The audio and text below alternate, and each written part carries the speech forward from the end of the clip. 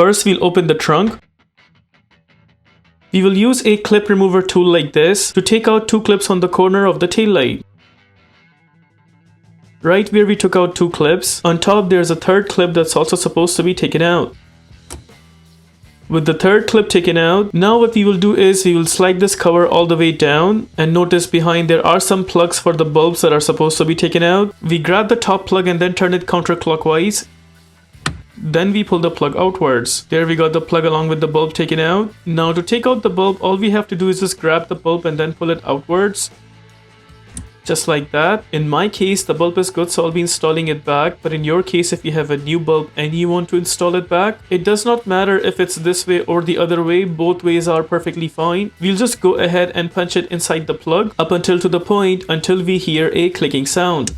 Bulb is in. Now we'll go ahead and punch in the plug where we took it out from. Make sure the plug is completely in first. Once it's completely in, only then we will turn the plug clockwise to install it firm and strong. Brake light bulb is done. We will do the same for the turn signal bulb. Grab the plug and then turn it counterclockwise. Pull out the plug along with the bulb. Now we grab the bulb and then pull it outwards. Again, in my case, the bulb is good, so I'll be installing it back. But in your case, if you have a new bulb and you want to install it back, it does not matter if it's this way or the other. All you have to do is just punch in the bulb inside the plug and then press it to a point until you hear a clicking sound.